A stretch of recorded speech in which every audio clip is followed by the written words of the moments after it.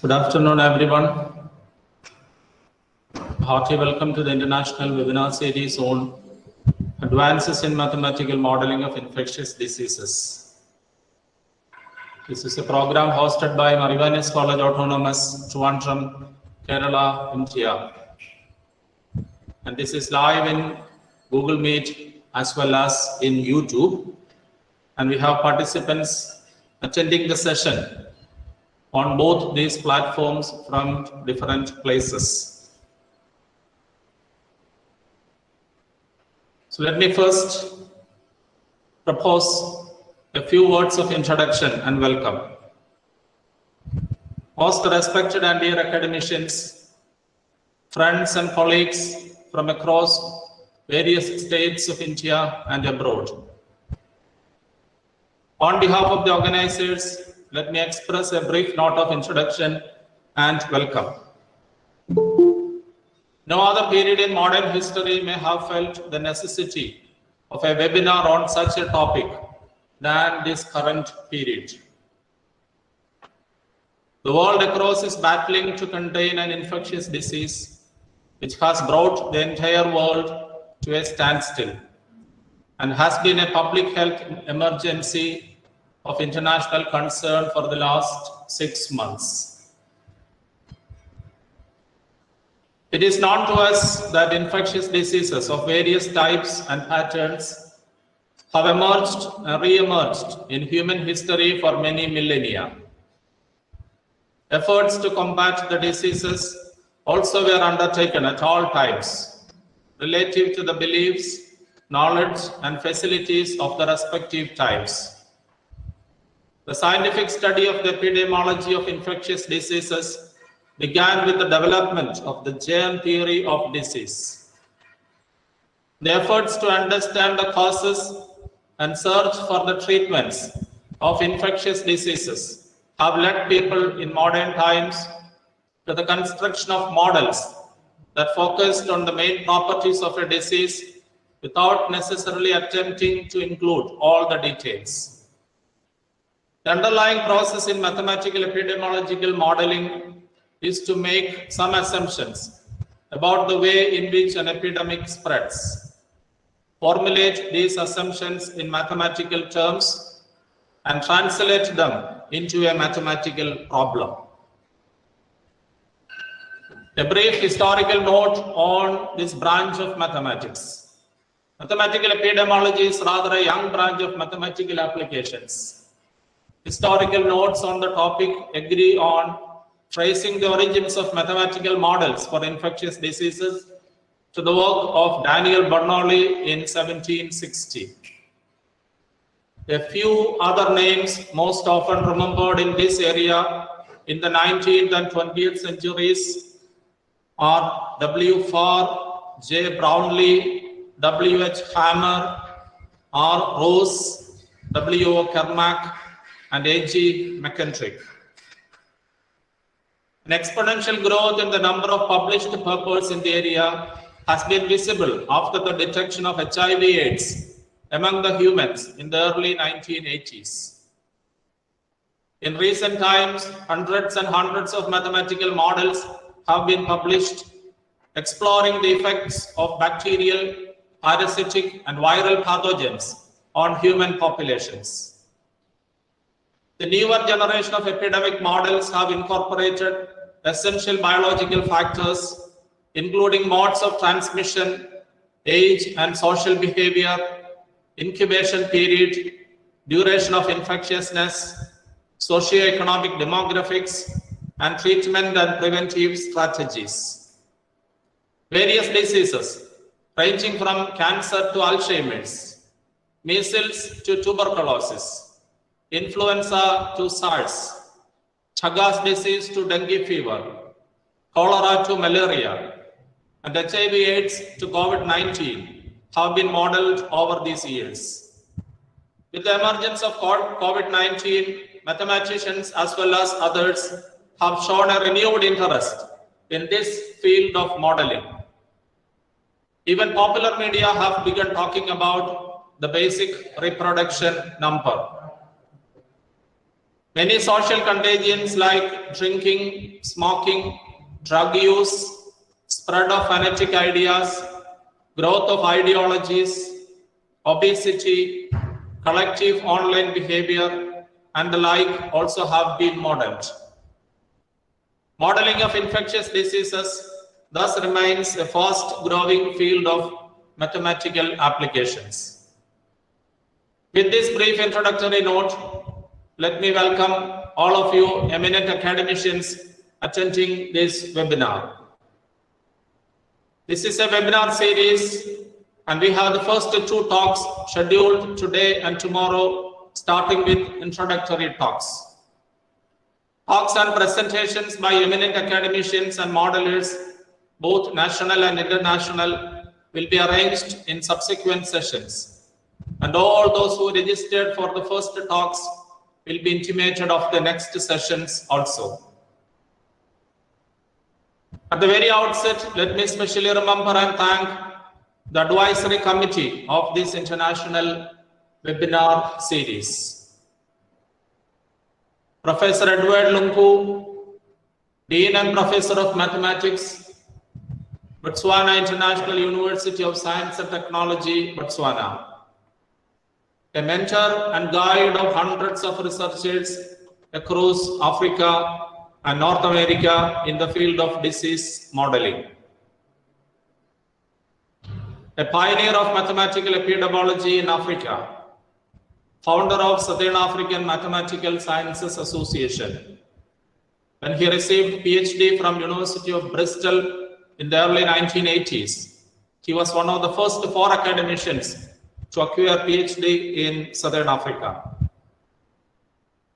Professor Lunku is a recipient of various awards and prizes, including the prestigious AMMSI Philip Griffiths Prize, awarded annually to an African mathematician living in Africa who has made outstanding contribution to mathematics, application of mathematics, or promotion of mathematics, as evidenced by research and impact of the work. This was awarded to him also for his role in educating and mentoring the next generation of African mathematicians. Professor Christopher Cripps, Department of Mathematics at the University of Texas at Arlington. He obtained his PhD in mathematics in 1997 at the University of Wisconsin-Madison, where he worked with the eminent author Fred Braud. Professor Cripps is an active researcher who uses dynamical systems to model the spread of diseases in the human population. He is a recipient of various projects and awards, including President's Award for Excellence in Teaching, and is the editor of a few international journals. He has published more than 125 papers in the field of mathematical epidemiology. Professor Piyush Chandra, retired professor IIT Kanpur, former president Indian Mathematical Society and Indian Society of Theoretical and Applied Mechanics, fellow of Indian Academy of Sciences, and a recipient of numerous prestigious recognitions, has held many administrative positions, editor of reputed journals. His research interests include mathematical epidemiology and ecological modeling. He has published about 100 papers in reputed journals and also authored a few books. Professor Suresh Singh, Professor and Head, Department of Mathematics, University of Kerala, to which our college is affiliated. An active researcher in the field of graph theory, Dr. Singh is always there to support us in all our academic initiatives. He has published numerous papers and has been a resource person in various institutions in Kerala as well as in many other states. Professor C.H. Srinivasa Rao from IIT Madras. He had his PhD from IISc Bangalore. He works in nonlinear differential equations. He has published numerous papers in international journals. He has special research interest in mathematical epidemiology. He has coordinated training program in mathematical epidemiology at IITM for college teachers and researchers. Professor A.J. Shaiju, professor at IIT Madras, had his PhD from IISc Bangalore and had postdoc studies in France and Australia. He has published many papers in international journals. A renowned scholar in game theory, and has special research interest in the game theoretic modeling of social contagions. Professor Shaiju gives invaluable support for our research initiatives in the field of mathematical modeling. We especially thank all our advisory committee members. We are happy to say that some of them will give talks in this series in the upcoming sessions. Today's talk is given by Professor Raju K. George, Senior Professor and Dean, Indian Institute of Science, Space Science and Technology, Trivandrum. Professor Raju had his PhD from IIT Bombay and taught previously in MS University of Baroda. He has more than 60 research publications in reputed journals. He has also authored a book titled Ordinary Differential Equations, Principles and Applications, published by Cambridge University Press. His research interests include functional analysis, mathematical control theory, and industrial mathematics, modeling and simulation. He'll give the first talk in this series on Introduction to Mathematical Modeling. We have participants from all states of India attending this webinar and a few participants from Africa and abroad. Participants include faculty, researchers, and master's students interested in the field of mathematical epidemiology. Some of the participants are freshers to the field, whereas some are already active researchers in the area. So welcome to one and all. We thank His Beatitude Basilius Cardinal Clemens Catholicos, patron and manager of our institution, for his prayerful blessings and support. Special thanks to Dr. Georgie K.A., principal of the college, for his unending motivation and guidance. We, the organizing team, Ms. Gigi Thomas, Dr. Jill K. Matthew, Dr. Linda J.P. We once again specially greet each and every one of you attending this webinar from places far and wide. Though separated by distance, we are together in mind, brought together as students of mathematics under this banner. We hope to get your continued support in all the sessions of this seminar series, as well as in all other activities we will be scheduling in times to come. So we now pass the mic over to today's speaker, Professor Raju K. George from IIST Trivandrum. For the technical perfection of the session, we request all the participants in the Google Meet platform to kindly mute both their audio and their video. The chat box will be there for you to raise any questions or ask any clarifications to the speaker. So let us start this first day's talk. Over to you, sir, Professor Raju.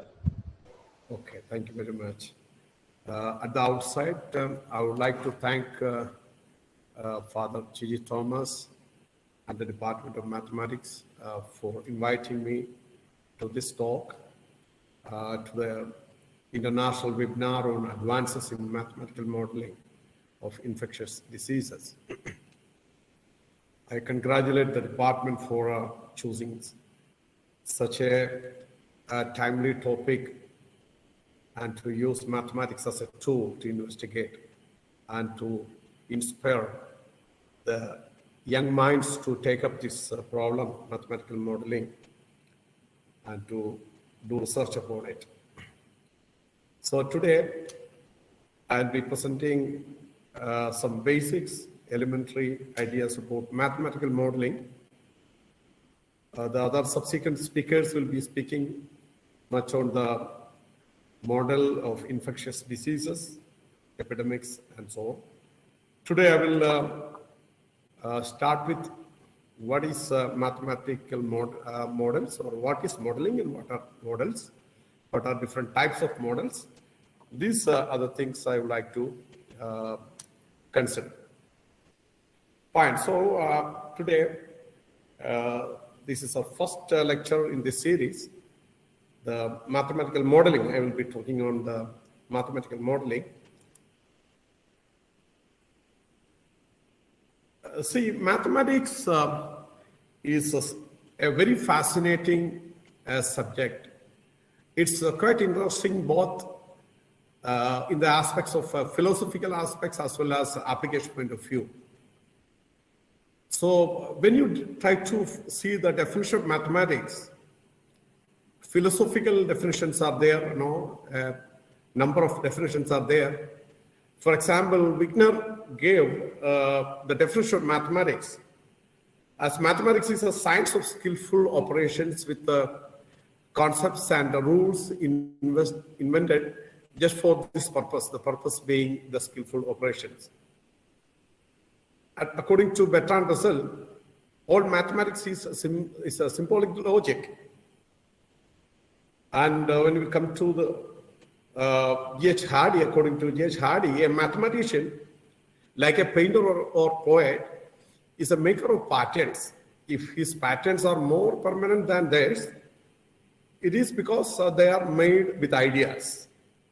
And Poincaré says mathematics is the art of giving the same name to different things.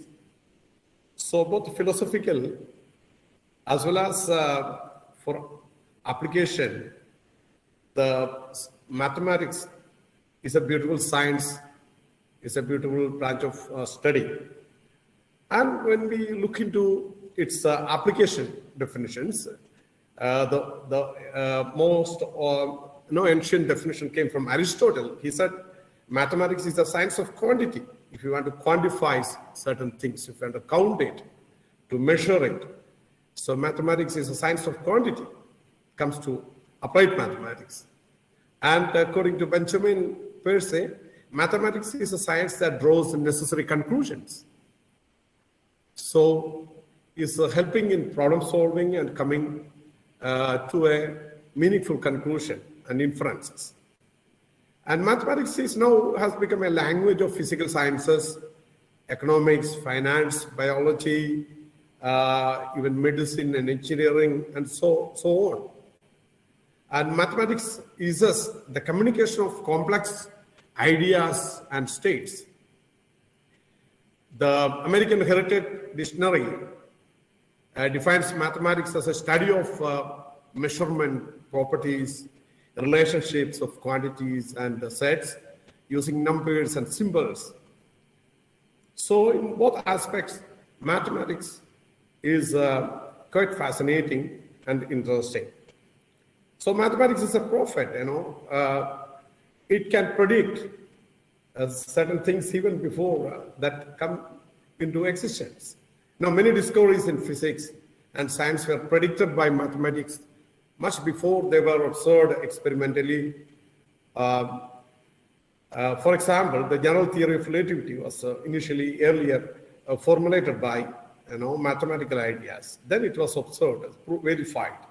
Planck's quantum, Black's holes, antimatter, quarks, radio waves, and so on. Many ideas were all initially found by mathematical calculations, and later on were verified. So, according to Gauss says mathematics is a queen of all sciences. It's a usual definition. We take it. So, why it is a queen of all sciences? Albert Einstein replied, or he clarified or justified. So, one reason why mathematics enjoys special esteem above all other sciences is that its laws are absolutely certain and indisputable, while those of other sciences are to some extent debatable and in constant danger of being overthrown by new discoveries, new ideas which are coming up. So now when we want to study a system, study a situation, a mathematical modeling is required for the problem formulation. Again, according to Albert Einstein, the formulation of a problem is often more essential than its solution. So, which may be a matter of mathematical or experimental skill to raise new questions, new possibilities, to regard old problems from a new angle that requires creative imagination and marks real advances in science. So, the need of taking up mathematics, using mathematics as a tool is very clear. Now we want to study a system, we want to study a phenomenon. See, for the current COVID-19, how the spread of this infectious, this disease is, is spreading, the spread of it, how it is spreading, how it is getting declined. So, the study is not it's exhaustive because study is still pending. A lot more has to be done. So if you want to study a system, what we have to do, we have to make a model of it, and you have to analyze the system, you have to simulate the system, you have to redesign the system. See, that's a major need of a mathematical model or modeling. To look into that, I would like to first concentrate on what is a system. We hear the word system everywhere: a computer system, a system of operating systems, and in every realm we come across a system. And if you are to try to find a definition, there are so many definitions of system. A system is an organized collection of components or entities that interact together to accomplish an overall goal. So system will have an input, will have an output, so will be there some kind of processes inside it. So therefore a system has various inputs which go through certain processes to produce certain output to accomplish the overall desired goal for the system. The system in question, that can also be a concept, an idea, or a proposed hypothetical system. The system may not exist, maybe as a conceptual system, planning to build a system in future. Examples of systems, college is a system, supermarket is a system, an autopilot aircraft is a system, computer is a system. And in a system, we find, that has its units, the fundamental components, which are known as entities. The system is a collection of entities. For example, people and machine in a factory that interact together over time to accomplish one or more goals. If you consider a college as a system, okay, so the inputs, what are the inputs? Inputs are the students, they're getting admitted for a program, and the outputs are the graduated or graduating students. In a college, you have different departments: canteen, playground, conference hall, hostels, and classrooms, labs, workshops, and so on. So this is a system having an input, having an output, and so many processes within. Okay, so, and if you look into the system, the basic components are the entities, the essential components, and each entity will have an attribute and the activities of the system. So we define, I give the definition of what is an entity of a system. So entities are distinct system components or objects by which a system is made up of, are called the entities of a system. Any object or component in the system which requires explicit representation in the system model, so that becomes a part of the entity. And the attributes are the properties of a given entity. Attributes define the characteristics or the properties of an entity on the basis of which the system is studied. So one may study, one may take a system and one may have a study on some aspect, and another person may take the same system, may study something else. So for both these two study, the system model, system definitions may be different. And the activities in the system, a function to be performed by the entities in the system are called the activities. Now I give 3-4 examples of systems and its entities, attributes, and activities. For example, if I take banking system, the entities, you can take customers are entities, and the attributes, the properties of the customers, as maintaining accounts, their balance, how much they deposit, how much balance they have, how much they withdraw, and the activities are making deposits or making withdrawals. And if you take a production unit, a factory, the machines and workers are the entities, and the attributes of machines and workers, the speed, the capacity, the breakdown, okay. And also the activities are building, manufacturing, and assembling. And all these are activities inside a building or a factory. And in a college, we have already seen college teachers and students are entities. And the attributes are the education, qualification.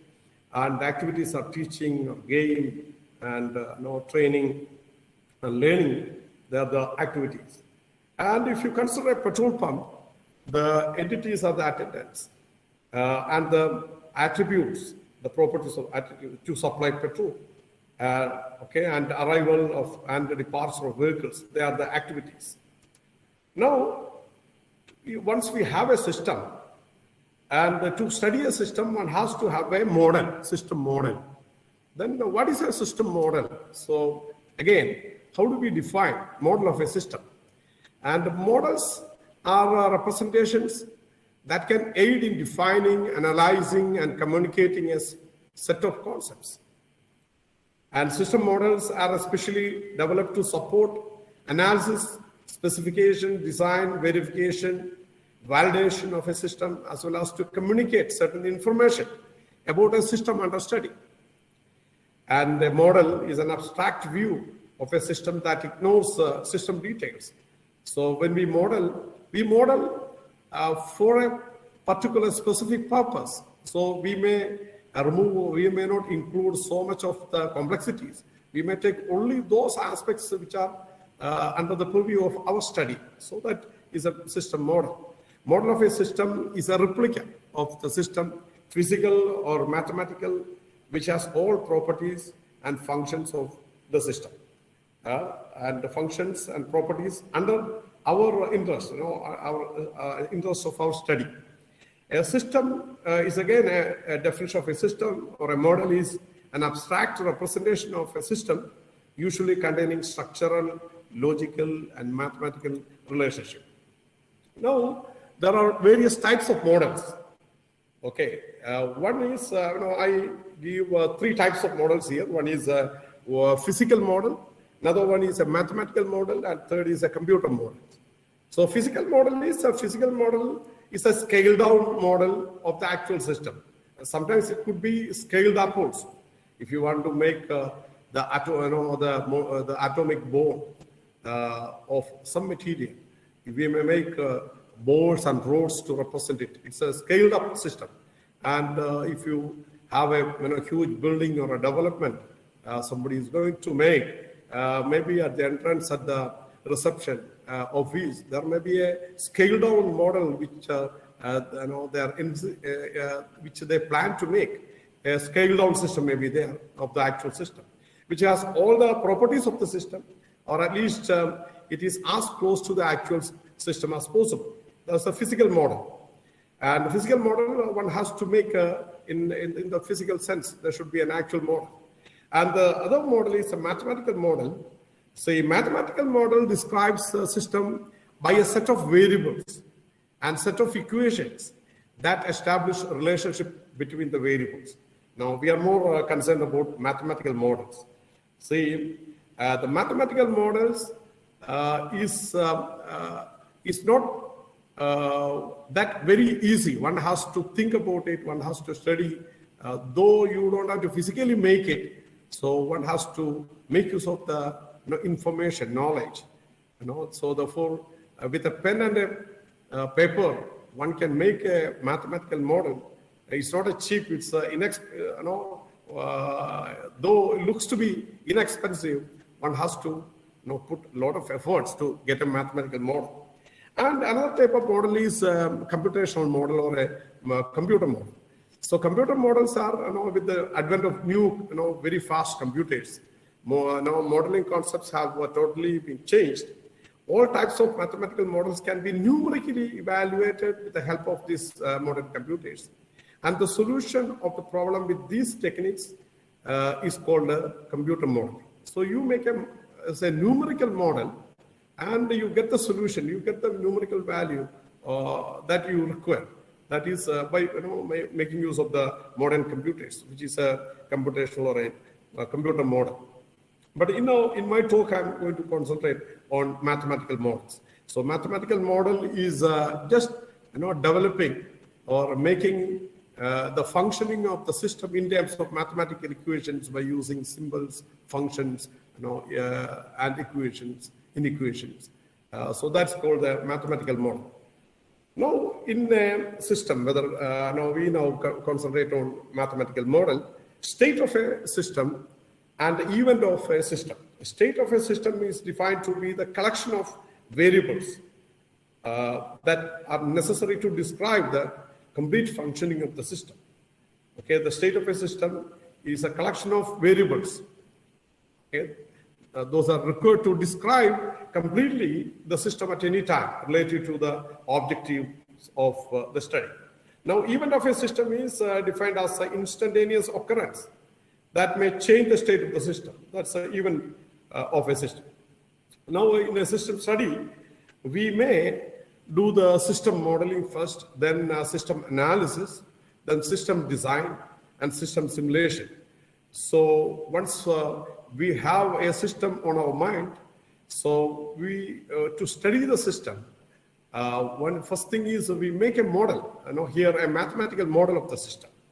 Then analyze the system. What is the behavior of the system? What, if the system is moving or evolving with respect to time, then as time goes to infinity, eventually what happens to the state of the system?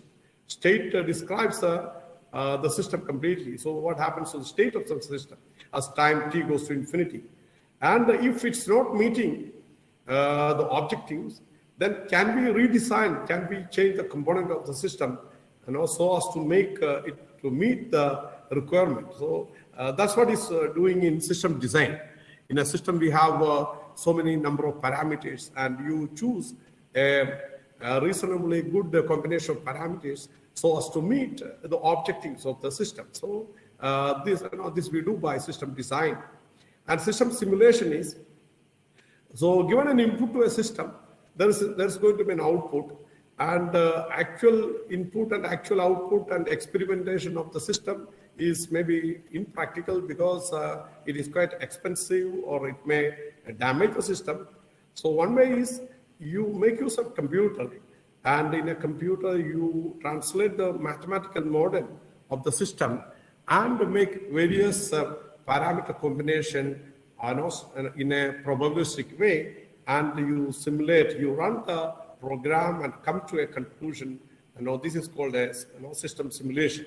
So we simulate the system to arrive at a conclusion. What type of system or what type of system combination should be taken. And now when we classify the system, there are mainly two types of system. One is called a static system. Another one is a dynamical system. A static system is a system that doesn't change with respect to time. So that's called a static system. So it's in equilibrium with respect to time. So it doesn't change with respect to time. Whereas a dynamical system is a system in which the attributes of the entities are changing with respect to time. It evolves in time. So those are the dynamical systems. So we have, in practice, we have both static systems as well as dynamical systems.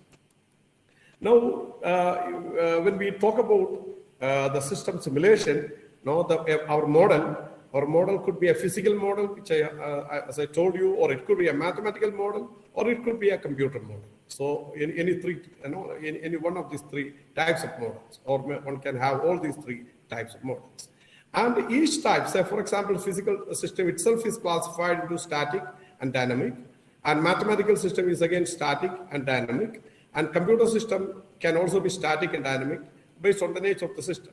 Once you have a mathematical model, either with a static system, one can have a numerical representation, numerical solution, or an analytical solution. And for a mathematical model also, one can have, for a dynamical system, you may have a numerical solution or even an analytical solution. Analytical solution is always preferred, but unfortunately, most of the system models are nonlinear, and to get analytical solution is practically not possible. So in that situation, what we do is we go for a numerical solution. And then, as I discussed, you run the system several number of ways for a simulation. So we can simulate a physical system, or you can simulate a mathematical system, a computer system, in a way we want for our system study. Now, another classification of system is a continuous system and the discrete systems. A continuous system is in which the entities or the state variables are changing continuously over time. Okay, for example, an aircraft system which is moving. Okay, it has it is moving, its velocity is changing, its position is changing, and with respect to time, various aspects of the system, various entities or state variables are changing.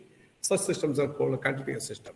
And a discrete system is the one in which the state variable changes only at discrete time point. Okay, for example, market. Okay, market is the value, the price is changing, supply is changing, maybe day-to-day basis or maybe weekly basis.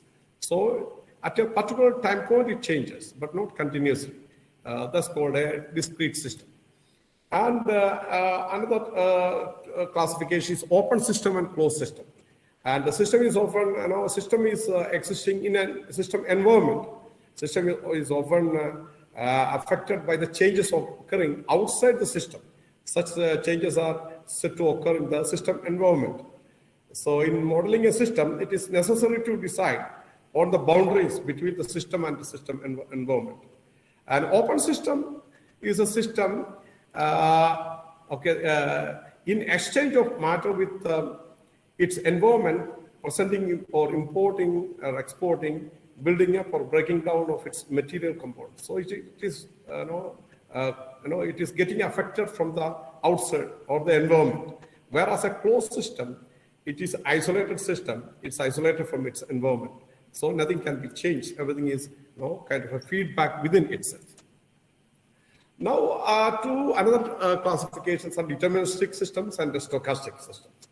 A deterministic model is one, the output of the model is fully determined by the input, by the parameter values and the initial conditions and the input which we give. It is totally determined.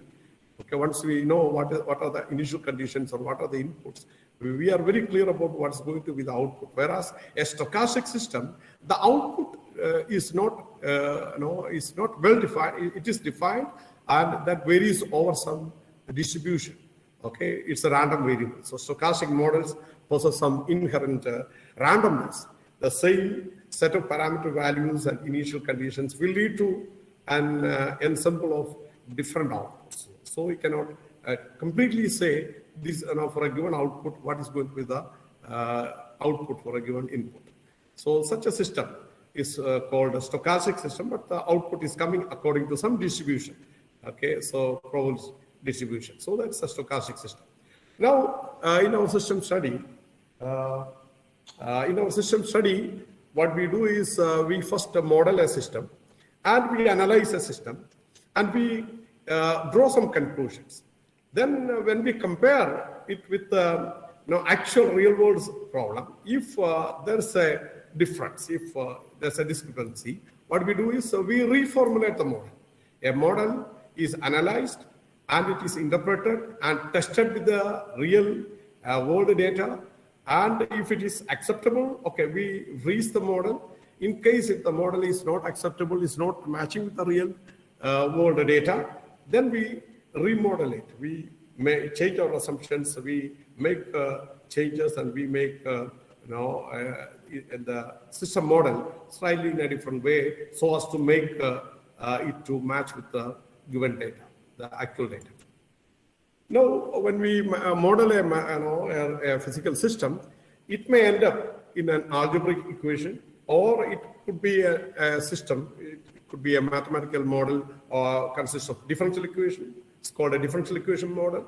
It could be a discrete time model, a difference equation model, discrete time model, or it could be a continuous time model. It could be a stochastic model. It could be an integral equation model, and many more. I mean, these are the major types of model: algebraic equation or a differential equation. Differential equation itself could be ODE or PDE. So various types of equation. And there are complexities of modeling.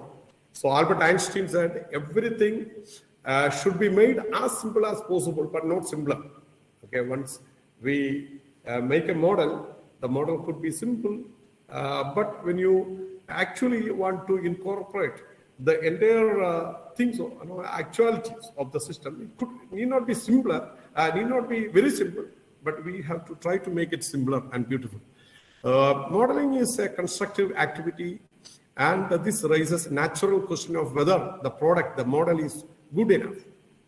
If you have a model which we cannot do anything with our tools, whatever we have, then the model is not useful. So we have to make a meaningful and a useful model. So there is a variety of ways in which the specification of the behavior can be formulated. Now, some of the ways are natural languages, mathematical formalism, rule-based formalism, symbolic graphic description, and combination of all these could be made use of the mathematical models. Now, there are these two different types of models, a deep model and a shallow model.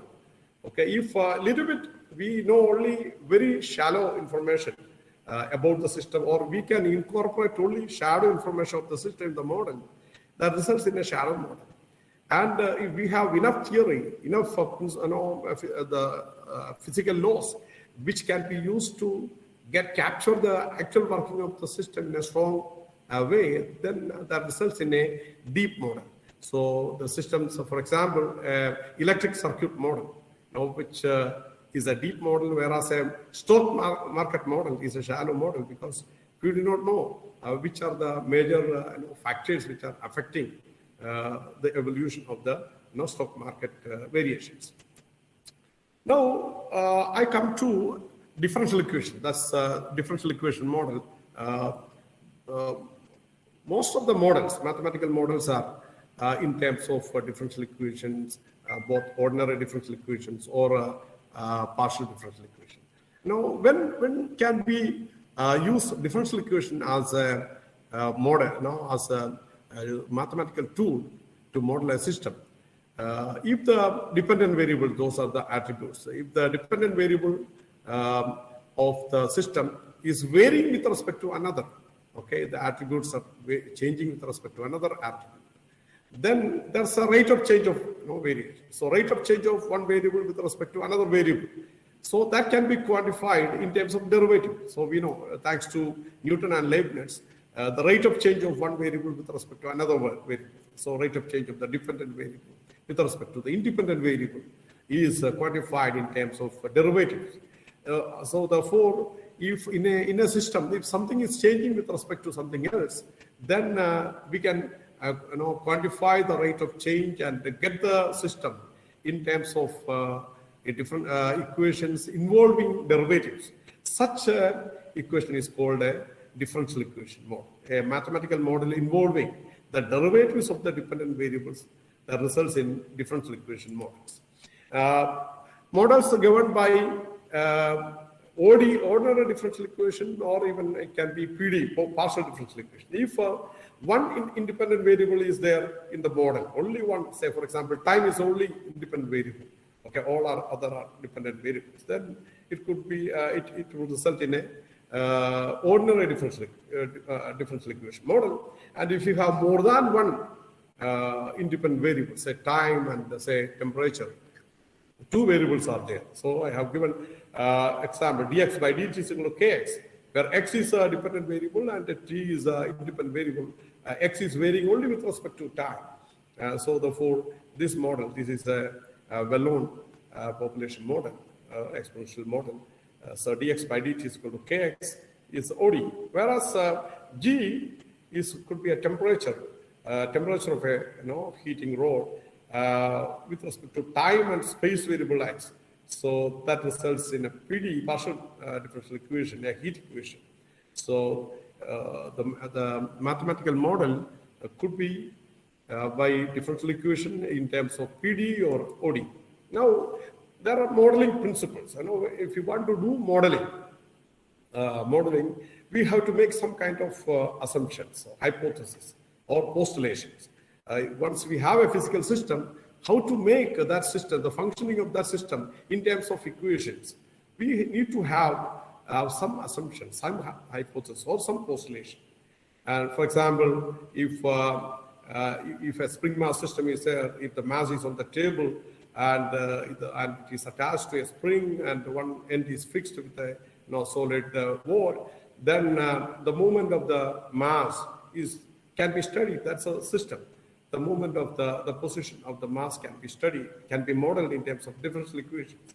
There, we assume that the friction is negligible on the table. Okay, so the friction is negligible. Or if some object is falling in the air, and sometimes to study its velocity and its acceleration, its position, we may assume that the air drag is negligible. Okay, so some approximation we make, and some assumptions we make, and approximations also, and certain phenomenon we assume that the actual system may be non-linear, but we have to linearize to make it to a meaningful model. For example, even for a dashboard system, the damping factor, usually that's going to be a non-linear function, but we linearize it. We assume that it's affecting linearly. And also there are certain physical laws we have to understand, say growth laws, Newton's on all three laws of motion, and Kirchhoff's law, control laws, Hooke's law, and so on. So many more physical laws are there.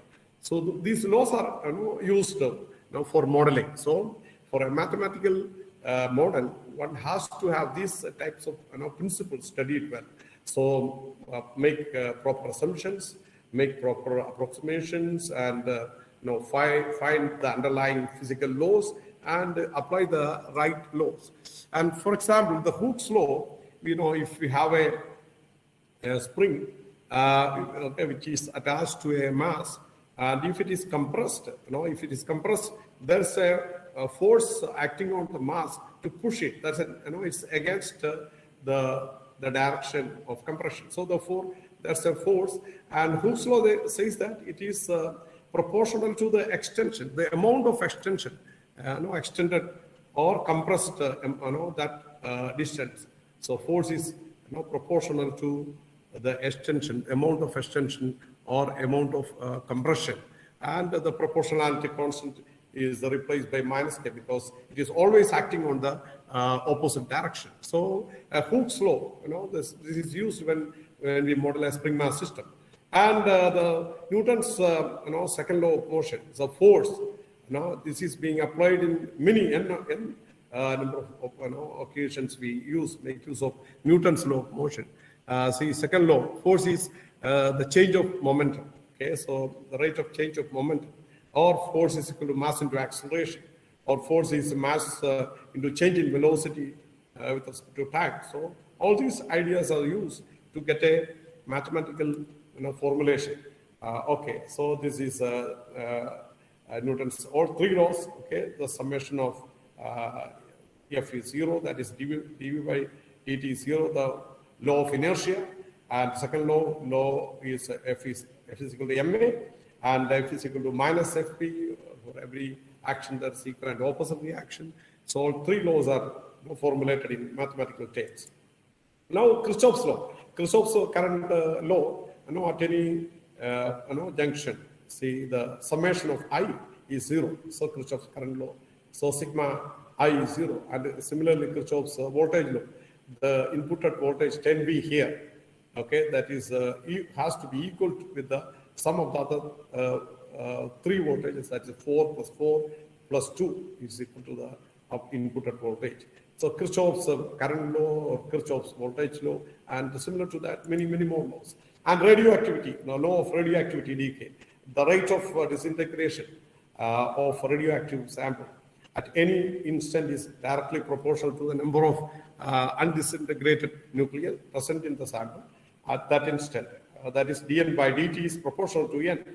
Okay, and this is equated with the minus lambda n. So this law of radioactive decay and Wilhelm's law, that's for chemical reactions, and the velocity of a reaction is proportional to the difference between the initial concentration of the reagent and the amount transferred at any time. So in chemical engineering, this law is being used. Newton's law of cooling. So the cooling rate of a body is proportional to the difference between the temperature of the body and that of the surrounding. media. So that is a Newton's law of cooling. So like that, there are many physical laws which are used when making a mathematical model, especially a differential equation model. Now I come to some basic models by using differential equation, basic models. Okay, the first model is exponential growth model.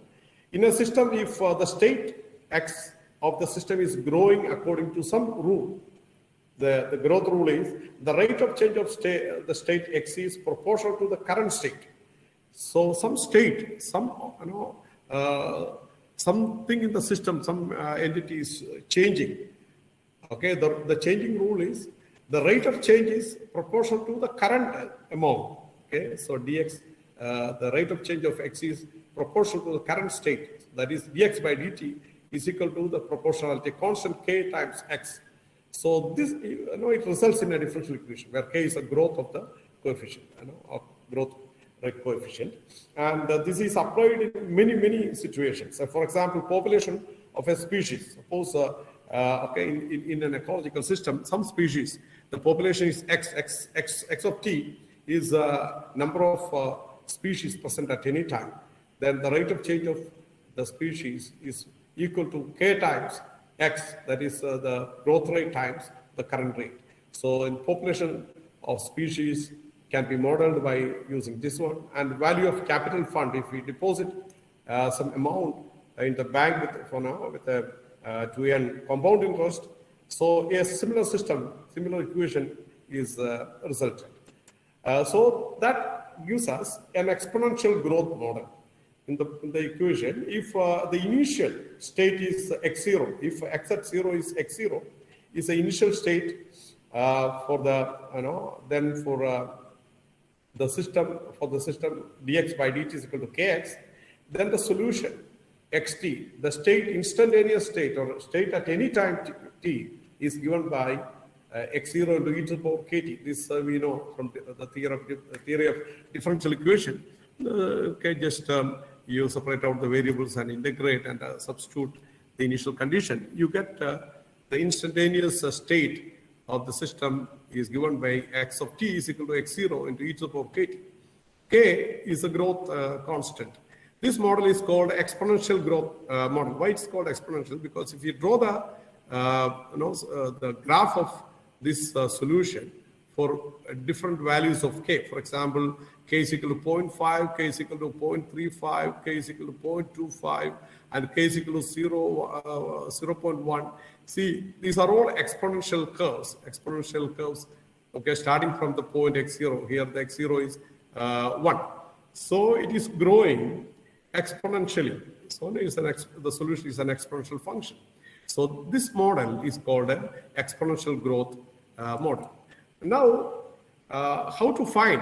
Suppose that I have a system, I have a situation where something is growing, say mobile phones are sold out, or some hot product is coming into the market and it is being sold out, and so many people are buying, the sale rate is k. Then one can say dx by dt is equal to kx is a model, k is the sale rate. Okay, now initially for a product, initially it could be 0. See, x of 0 is x0, then the solution we know xt is equal to x0 e to the power kt. So what? Sorry for the interruption. It was due to some technical issue. I hope that you can hear me. So we have seen that an exponential growth model, the equation, simple, first order linear differential equation, dx by dt is kx, where the solution is given by xt is equal to x0 into e to the power kt.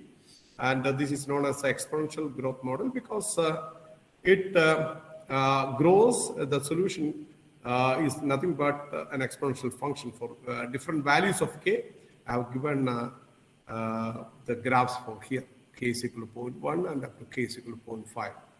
Okay, now in case for a market model or for a population, suppose that we want to find how the population of India is growing or population of different countries. we want to know how the population rate is. So for that, what we want to find is a K. We want to find the K. So initial population x at 0 is x0, and we know the population at any time is given by xt is equal to x0 into e to the power kt. And if you take the logarithm, then it becomes a linear function. Logarithm of xt is x0 plus kt.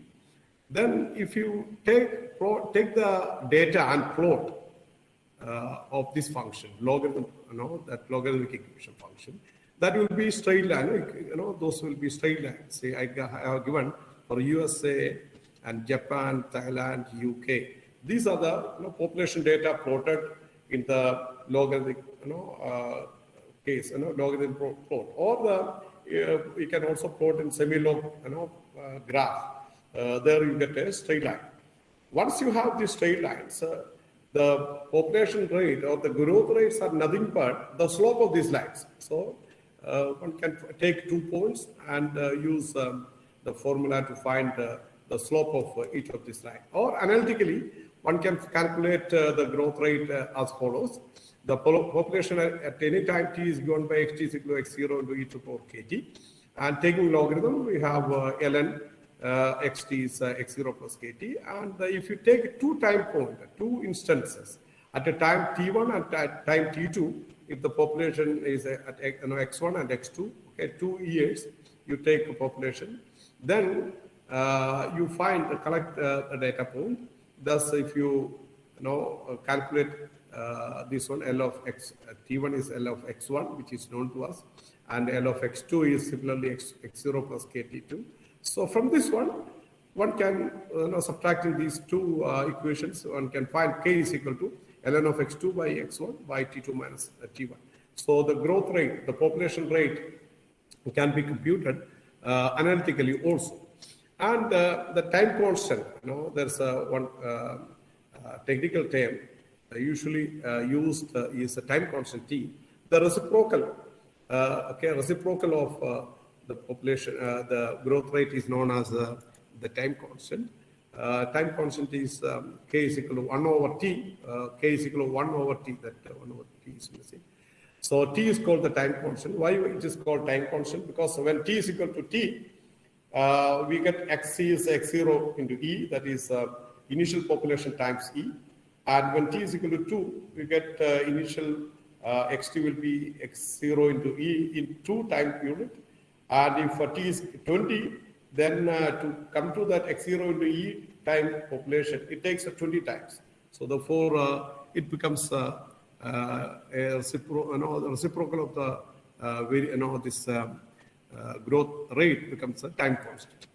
Okay, so now when we think about the population exponential growth rate, there is also exponential decay. In some things, some certain substances, they decay. So in a system, if the state of the system is decaying from an initial state, x0, then in place of a growth, we have a decay rate. So dx by dt is minus kx. So where k is a rate of decay, and in this case, the solution is xt is equal to x0 to e to the power minus kt. So some examples, amount of radioactive materials at an instant t, okay, that's a decaying along the exponential decay function. And aging population, which is being diminished by death. So aging population can also be represented by the exponential decay model. And so the graph is given by this. So it is starting from 1. 1 is the initial population, or initially the material is 1 gram or 1 unit. Then it is decaying, okay, with a different constant k. It has a different decay rate.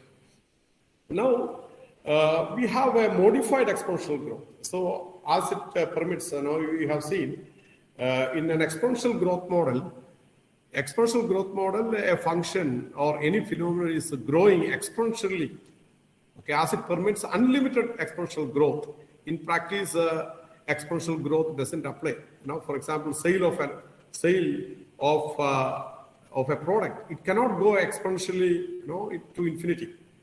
Okay, so at some time it has to come down, or even population of any species, population of human population, it cannot go exponentially. There will be some hindrance from where it has to come down. So therefore, the exponential growth model is not a practical model. So therefore, one has to have a different model. We have to modify it. So the modified exponential growth is exponential growth model assumes the rate of growth is proportional to the existing level. Okay, that is not the case always. For example, if you take a market, okay, market is limited to some maximum value. So if you have a mobile sale, mobiles cannot, the number of mobiles produced and sold cannot be exceeding the total number of people in a society, in a city. So therefore, there is a carrying capacity, a maximum level limit.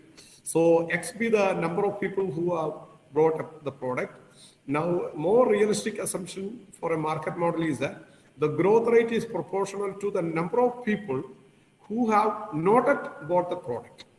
Instead of having the full population, it is the number of people who have not yet bought. So therefore, the modified exponential growth is dx dt is not k into x, but k into x minus x. Capital X is the carrying capacity, maximum possible value of the population. So this is a modified exponential model. So when x is equal to 0, when time t is equal to 0, let's assume x is equal to 0, then the solution becomes xt is x into 1 minus e to the power minus kt.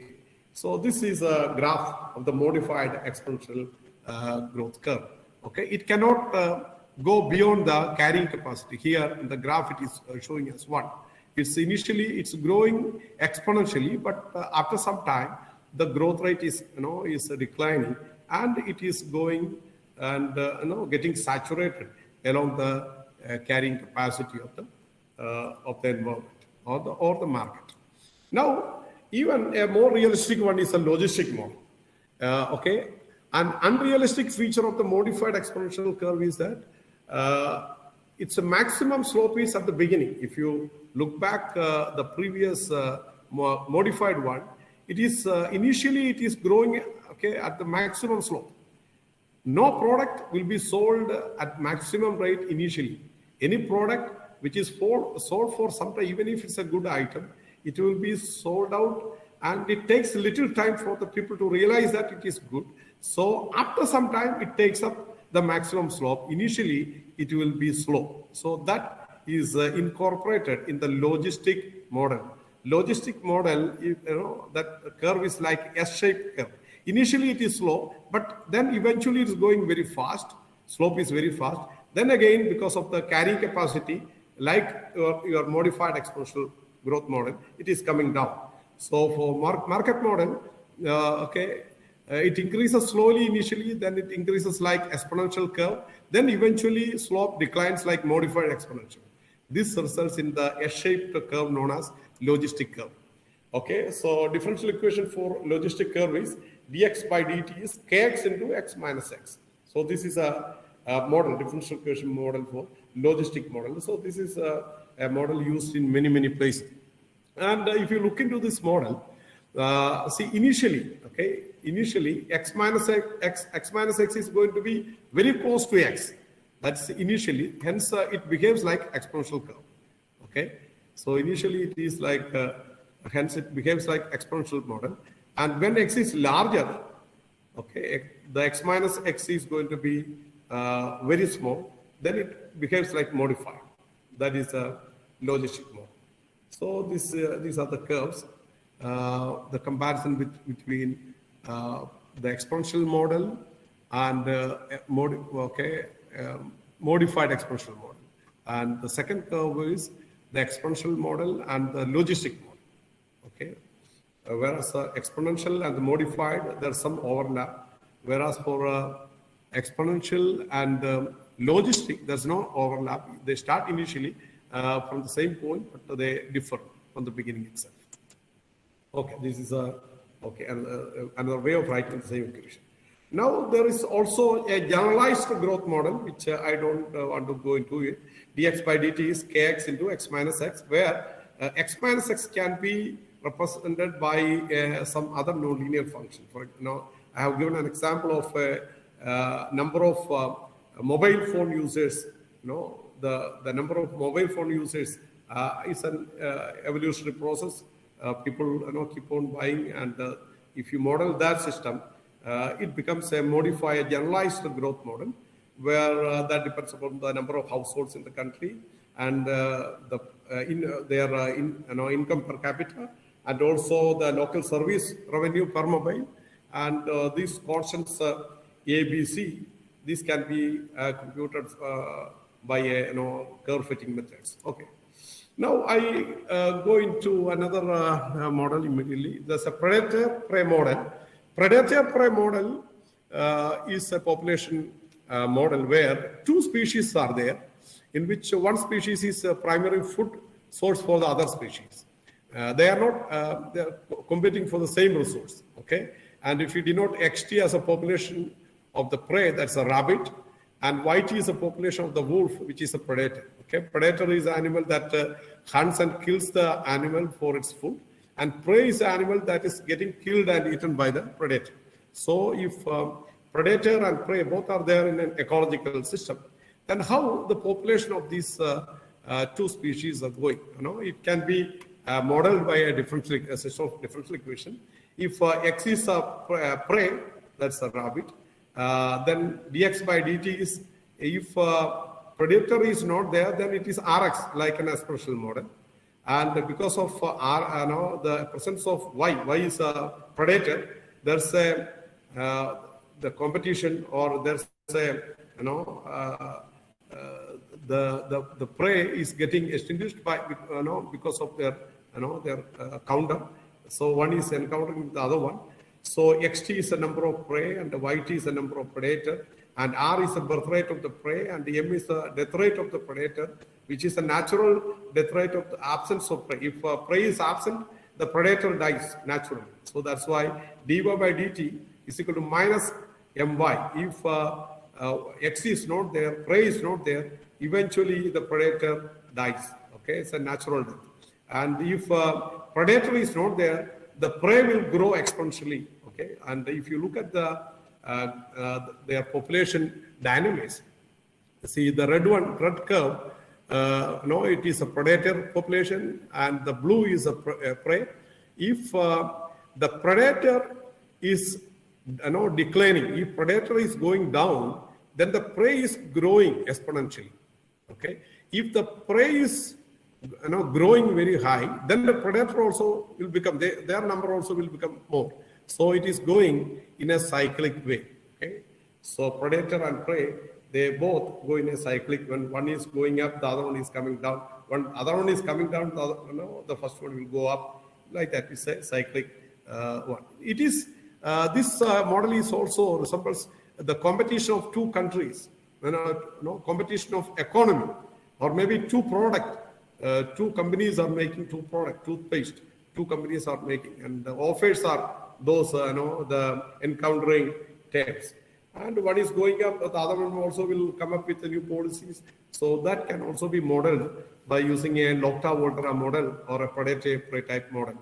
Okay, now with one more example, I stop my talk. See how this mathematical modeling can help us in our day-to-day life or problems that we face day-to-day. Say one problem I am going to pose is that is a crime detection problem. So in a certain house, police were called about 3 a.m. Okay, early morning 3 a.m. where a murder victim was found.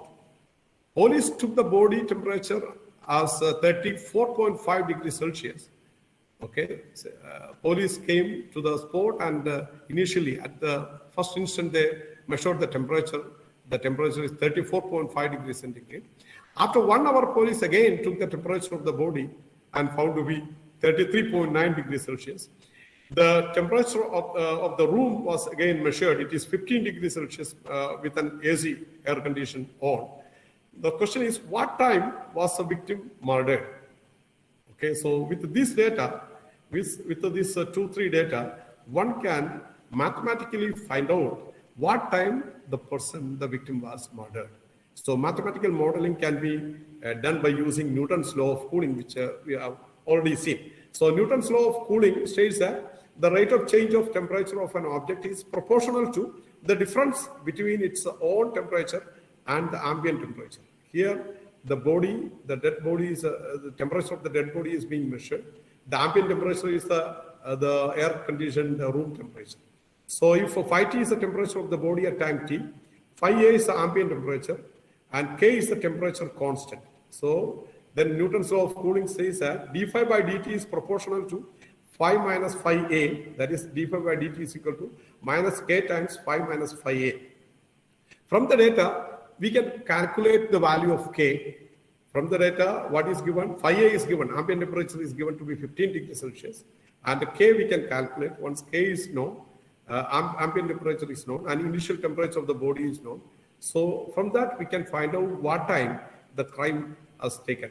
Okay, the mathematical model using Newton's law of cooling is, if I denote phi t minus phi a, that is the temperature of the body, minus the ambient temperature as yt, then substituting dy by dt is equal to d by dt of phi t, which is nothing but minus ky.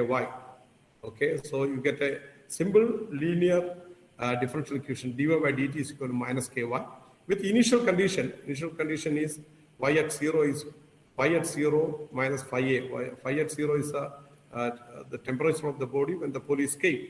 So that we know phi at 0 is known. Phi a is ambient temperature we know, so which is equal to y0. Since this initial value problem, this gives rise to an initial value problem. This can be solved very easily. And if we solve this initial value problem, the solution is yt is equal to initial temperature y0 into e to the power minus kt is the solution. And if we put into this symbol phi and phi a, then it becomes the body temperature at any time t is given by phi t is equal to phi a ambient temperature plus phi 0 minus phi a into e to the power minus kt. That is the temperature at any point. So Newton's law of cooling problem, and then solves our that crime problem. So we know that normal body temperature is 37 degrees Celsius. Normal body temperature of a person is 37 degree. Okay. Then the ambient temperature is 15 degrees Celsius, and therefore the differential equation is d phi by dt is k times phi minus phi a. Okay, and we substitute the ambient temperature here. D phi by dt is equal to k times phi minus 15, and integrating with respect to time, okay, over t. Then it becomes, ln, logarithm of phi t minus 15 is equal to kt plus c. When police came at t is equal to 0, the body temperature was found to be 34 plus 34.5 degrees centigrade. So therefore, it gives, substituting this, it gives you that c, the value of c is ln of logarithm of 19.5. And again, the second time, after 1 hour, the body temperature was found to be 33.9, and once you substitute that, ln of 33.9 minus 15, you get k into t. T is 1 plus c, and c is already ln of 19.5, and you get the value of k to be ln of 18.9 minus ln of 19.5, which is minus 0.032. So therefore, the temperature decay rate, the heat exchange rate, we found that k to be minus 0.032. And therefore, at what time, we know the solution expression. So at what time t, phi t is equal to 37. So 37 is at the time of the murder, the normal temperature, the body would have normal temperature. So at what time t, small t, the phi t was 37. So just substitute in the equation star, we get ln is ln 37 minus 50 is equal to kt plus c, and c we know, and k we know, only t is to be found, and t is found to be minus 3.86 hours. That is 3 hours 5 minutes before. So that means the murder took place at 11 hours 9 minutes in the night, the previous night. So this way, from the data, the mathematical modeling can be done. One can conclude, one can draw conclusions. It can be helpful in several ways. This is one of the simple elementary examples. And I don't want to prolong, and even rocket propulsion. So rocket propulsion, this is, we know a mass is being launched, okay, and the force which is driving is the external force, okay, and we give a fuels in that, and the mass of the rocket is not a constant, because that is composed of the satellite, okay, the payload as well as a fuel. The mass is a variable, mass. So therefore, momentum is mass into velocity, and if you model it, I don't want to go into details. By Newton's law of motion, you can have a differential equation, and again, keep going, you get the rocket propulsion equation.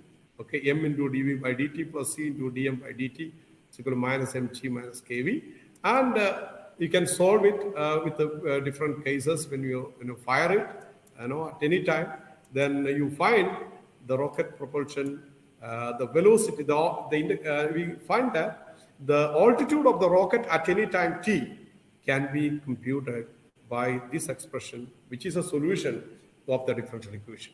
Okay, so this can be applied in space technology, even lunar landing. So if you want to land on the moon with a soft landing, okay, so soft touch landing, so a differential equation can be formulated, which can be solved. So from what height you have to fire the retro rocket so that you will have a soft landing. All these things can be computed by first modeling them in terms of mathematical equations, and then analyzing and solving for our objectives. So many more things can be done. Even our epidemic, COVID-19, okay, this is a fight between how the virus is getting spread, how it is getting infectious and contaminated to other people, how many people are getting affected. Those numbers can also be put into the differential equations and can be solved. Even ODE and PDE, both models can be used. I think I will stop here. Thank you very much. If you have a question, definitely I can answer.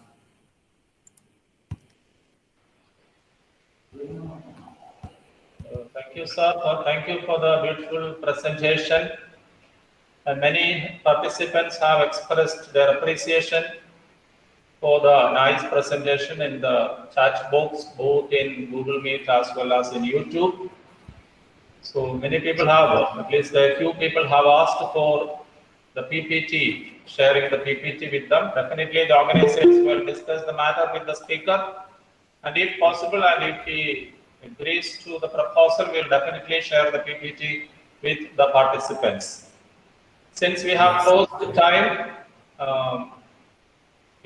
shall we postpone the questions to a later session? This is a series, and the second talk will be held tomorrow exactly at the same time. Maybe those participants who have questions to today's speaker may post the questions in mail or in chat. We will pass it on to the speaker, and he will definitely answer the questions tomorrow. It's only to save time, and the weather conditions are not favorable in this part of Kerala today, and in many parts of Kerala for that matter. And there is heavy rain and similar adverse situations.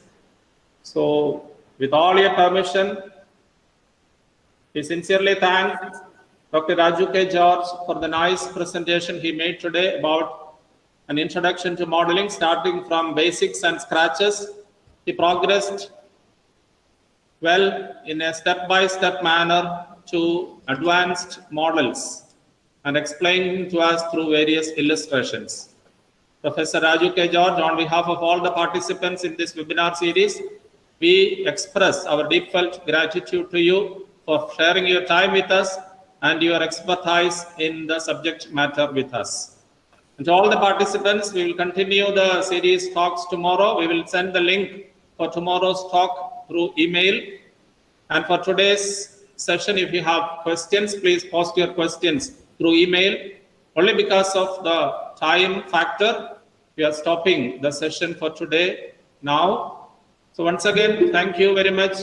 Thanks each and everyone who has joined the webinar series from far and wide, from different places, from different states, from different universities and colleges, some people even from abroad.